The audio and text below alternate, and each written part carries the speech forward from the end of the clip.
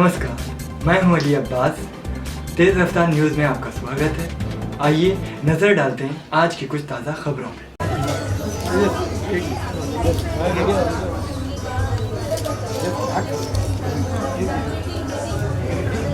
चले जाओ, जाने दे तू, चला जा।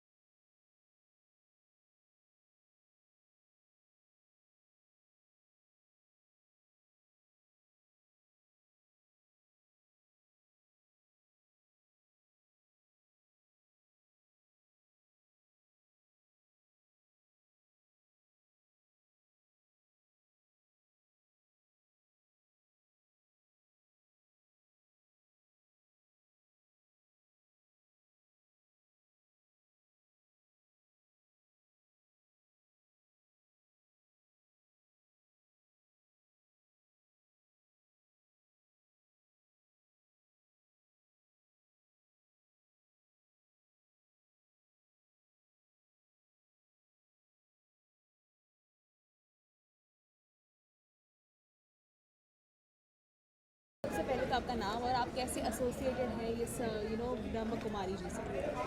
मैं निरंजन हिरानंदानी हूँ। आज का जो फंक्शन रहा है उसमें मैं प्रोवोस्ट हूँ, head of HSNC university HRKC colleges के सब इसके अंदर उपस्थित हैं।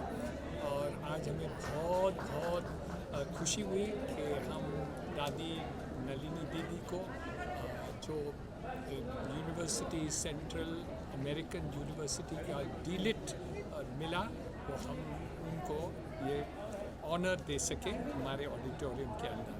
तो बहुत खुशी होती है, इतने ज्ञानी, इतने स्पिरिचुअल, इतने फिलैंथ्रोपिस्ट और जो यहाँ मुंबई एरिया के हेड हैं दादी नलिनी दीदी, बहुत अच्छा पूरे देश को उनके ज्ञान से, उनके प्रेम से, उनके भावना से, उनकी स्पिरिचुअलिटी से एक अपलिफ्ट किया हुआ है। जैसे कोविड का समय में लोग कितने डिप्रेस्ड हुए, कितने लोग अपना काम उनको बेघर हो गए, काम नहीं मिला, अनएम्प्लॉयड हो गए, उनको सबको सहानुभूति और अपलिफ्ट किए।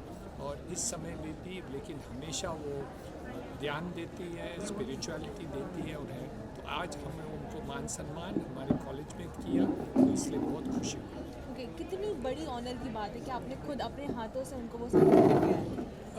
मुझे लगता है कि वो जो ऑनर उनको मिला है ना, वो ऑनर भी अपलिफ्ट हो गया, क्योंकि ऐसे लोग होते हैं बहुत कम मिलते हैं, और इनको देने से जो देते हैं ना उनको अपलिफ्ट हो गया है, क्योंकि नलिनी दीदी उस क्षेत्र के हैं जहाँ उनको तो 100 भी डिलीट मिले तो कम है।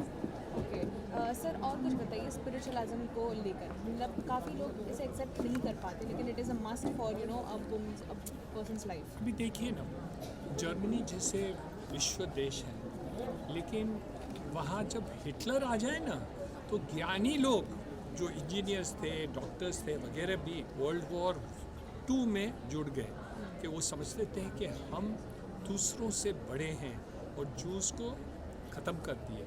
लेकिन जब आपका ज्ञान स्पिरिचुअलिटी से साथ, सेवा के साथ जुड़ा देता है, तो फिर वो ज्ञान का एक महत्व होता है, सेवाधार होता है, एक भावना होती है कि हमें जो मिलता है ना उसकी एक सीमा रहती है कि एक दिन हम चले जाएंगे, लेकिन जो सेवा हम करते हैं, सहानुभूति रखते हैं लोगों में, वो ये ब्रह्म कुमारी में है, सेवा करने में। और मैं समझता हूँ नलिनी दीदी जो हजारों लाखों लोगों को शिक्षण दी है, कि जो ब्रह्म कुमारी में एंटर करते हैं उनको जो शिक्षण दी है वो सबको लाभ मिल रहा है, इसलिए उनको ये ऑनर देने से हमें ऑनर मिलता है। ओके, और कुछ हमारी ऑडियंस को आप कहना चाहते हैं रिगार्डिंग दिस ब्रह्म कुमारी? मेरे अंदाज से ब्रह्म कुमारी लगभग, मेरे अंदाज से 30,000 सेंटर है विश्व में, 30-40 हज़ार सेंटर है। इतने लोगों को फॉलो करते हैं लोग, उसमें मेडिटेशन करते हैं, ध्यान करते हैं, और सुख शांति पाते हैं। ये मेन मुख्य क्या रहता है कि हम लोग जो हमारे शिक्षण आज की तारीख में होता है वो ये होता है कि हम हमारे नीड्स कैसे पूरा करें, रोटी कपड़ा मकान मौज मस्ती ये वगैरह, लेकिन उसकी एक सीमा रहती है। लेकिन स्पिरिचुअलिटी में जो पीस की भावना रहती है उसकी कोई सीमा नहीं रहती, और वो ये ब्रह्म कुमारी में है। ओके, आज कितना स्पेशल है आपका बर्थडे भी, मतलब बिलेटेड हैप्पी बर्थडे। Thank सो वो भी आज सेलिब्रेट हुआ नलिनी जी मैम के हाथों, तो कितना स्पेशल फील हो रहा है?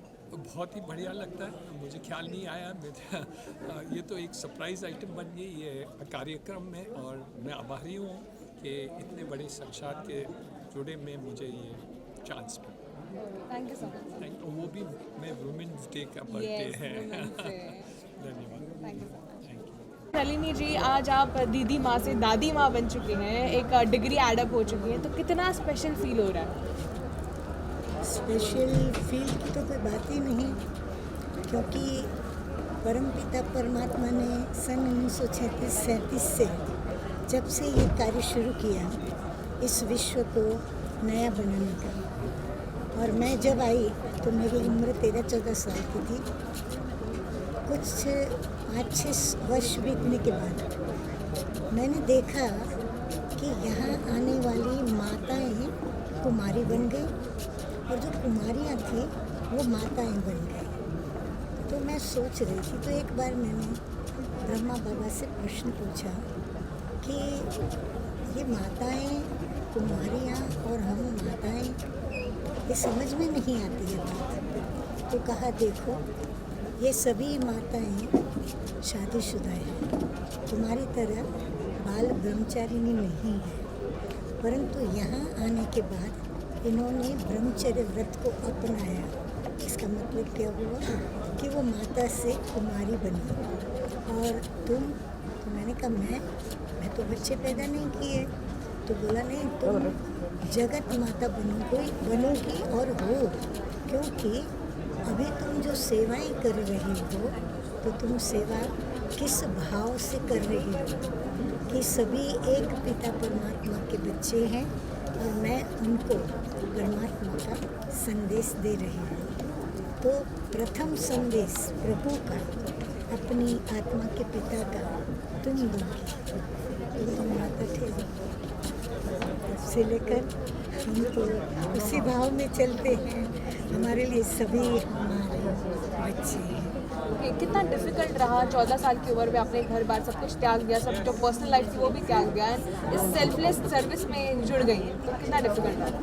मेरे लिए डिफ़िकल्ट इसलिए नहीं रहा, कहते हैं ना जब प्यार हो जाता है ना तो इंसान में एक अद्भुत ताकत आ जाती है। तो मेरा भी किस्सा कुछ इस प्रकार ही रहा। मेरे में कोई का विश्वास नहीं था कि मैं कोई ऐसे ब्रह्मचारी जीवन जी सकूंगी, क्योंकि मुझे हर प्रकार के शौक थे, हर प्रकार के कलाओं में मुझे रुचि थी और मैं सीखती थी, आगे भी बढ़ी थी। परंतु मुझे ऐसा लगा कि मेरा प्रभु से प्यार हो गया है, और वो उम्र भी ऐसी थी मेरी जो युवावस्था की ओर आगे बढ़ रही थी। तो जब मेरा प्रभु से प्यार हो गया तो मेरे सामने जितनी भी बातें आती गई, तो कहते हैं ना मोहब्बत में कभी मेहनत नहीं होती, दिक्कत नहीं होती, और प्रेम समर्पणता सिखलाता है। तो स्वतः ही प्रेम ने मुझे समर्पणता सिखला दी। तो मुझे कभी महसूस नहीं हुआ कि मैंने कुछ छोड़ा, मैंने कुछ त्याग किया, क्योंकि मैंने इतना कुछ पाया और पाती जा रही हूँ कि मुझे कभी त्याग का एहसास नहीं हुआ। लोगों का इतना प्यार, इतना सम्मान देके क्या महसूस हुआ? अपना भाईचारा, विश्व बंधुत्व की भावना, और सब मेरे अपने हैं। मैं किस किस से नाता जोड़ रही हूँ, कभी इस संकल्प में भी बात नहीं है, क्योंकि सब मुझे अपने लगे, क्योंकि मेरे प्रभु पिता के सभी बच्चे हैं, ये बात एक जहन में बैठ गई। इसीलिए मुझे कभी भी कोई विशेष ऐसी बातें बुद्धि में नहीं। मतलब इतने सालों से आप सेल्फलेस सर्विस देती आ रही है, कभी ऐसा नहीं लगा कि मुझे भी कोई सर्विस चाहिए? नहीं, मैंने देखा कि जो भी सर्विस करने वाले हैं, जिस भी कैटेगरी के या कहो जिस भी वर्ग के, जो भी नेताओं से लेकर के नीचे तक, सभी हमारे पास आते हैं। सुख चाहिए, शांति चाहिए, अपने जीवन की कथाएं सुनाते हैं। तो अंदर से मैंने देखा हर एक की जीवन बहुत ही दुखी है, अशांत है, अंदर से वो खोखले हैं, अकेलापन महसूस करते हैं। भले उनको मान सम्मान मिलता है, कईयों का प्यार भी मिलता होगा और मिलता है, परंतु संतुष्ट नहीं। तो गुजराती में कहेवाय ने संतोषी नर सदा सुखी है। तो जीवन में संतुष्टता एक बहुत बड़ा गुण है। जिसने जीवन में संतुष्ट रहना सीखा तो कभी न दुखी होगा, न कभी अशांत होगा, न कभी उसको कोई भी बात में दिक्कत आएगी। ओके, ये जो दीदी माँ का टाइटल है, टैग है, ये आपको कब मिला और कैसे? ये टाइटल कोई दिया नहीं गया, मिला नहीं। बच्चा पैदा होता है ना, तो ऑटोमेटिकली वो अपनी माँ को माँ कहने ही लगता है।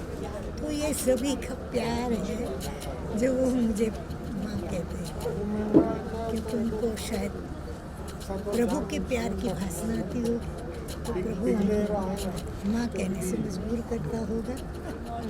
आज आपको डॉक्टरेट की डिग्री मिली है, तो कितना खुश महसूस कर रहे हैं? अब ये संदेश तो हर जगह जाएगा। सच कहूँ, हमें खुशी जो है ना, प्रभु के दिल तख्त पर मैं बैठी हूँ, उसके दिल में विराजमान हूँ। इससे बड़ा अवार्ड मेरे लिए कोई नहीं। मैं प्रभु की हूँ, प्रभु मेरा है। मैं जो हूँ, मैं जैसी हूँ, मैं उसकी हूँ। यही खुशी है मुझे। Okay, आजकल की जनरेशन होती है वो स्पिरिचुअलिज्म को ज़्यादा मानती नहीं है, क्योंकि उन्हें लगता है ये काफ़ी बोरिंग, आउटडेटेड सब्जेक्ट है। तो आप क्या कहना चाहते हैं? मेरे के बीच में मत लाया। नहीं, मैं भी तो अपनी युवावस्था में इसी टाइप की लड़की थी जिनको हर प्रकार के शौक थे, और कभी मैंने धार्मिकता में आगे नहीं गई, कभी मैंने आध्यात्मिक बातें भी नहीं सुनी। हालांकि मेरे माँ के पिताजी बहुत बड़े ज्योतिष थे, वेद उपनिषद कई शास्त्र पढ़े थे, उन्होंने खुद गीता की टीका लिखी थी। मेरी फूफी मेरे परिवार से बहुत सारे शास्त्रों को लिखने वाले पैदा हुए, लेकिन मैंने आज तक एक हकीकत बताती हूँ, मैंने कोई भी शास्त्र पढ़ा नहीं।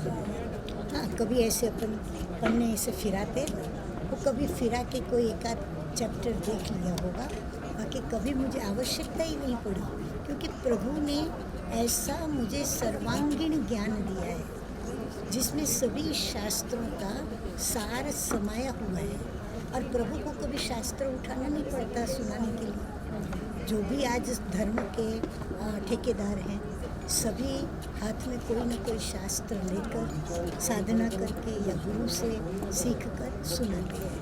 प्रभु तो ऐसे नहीं सुनाएगा, प्रभु तो डायरेक्ट सुनाएगा। तो जाते जाते आप क्या कहना चाहते हैं हमारी ऑडियंस में?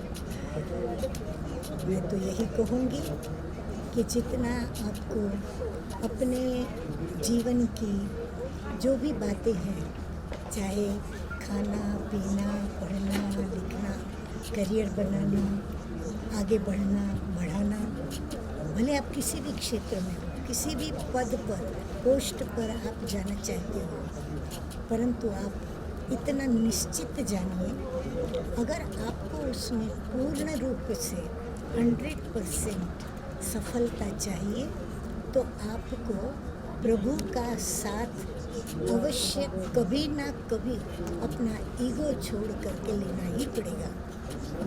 क्योंकि मैंने बड़े बड़ों को देखा है, इतने ईगोइस्ट होते हैं, परंतु जब तक वो ईगो का त्याग नहीं करते, नम्र नहीं बनते, तब तक उनके जीवन का सूर्य कभी चमक नहीं सकता, उनका करियर इतना उज्जवल नहीं बन सकता, क्योंकि सारी शक्तियाँ, सारे गुण, सारी विशेषताएं प्रभु के अंदर है और वही इसको देने में सक्षम है।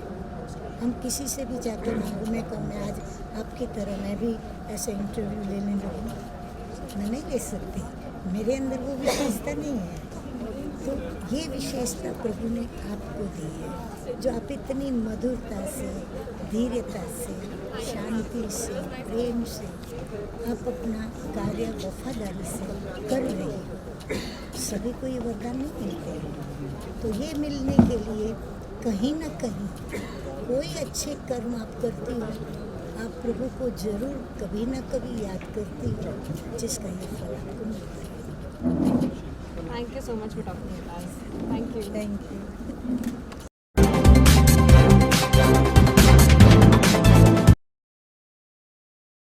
नमस्कार, मैं हूं अली अब्बास। तेज़ रफ्तार न्यूज़ में आपका स्वागत है। आइए नज़र डालते हैं आज की कुछ ताज़ा खबरों।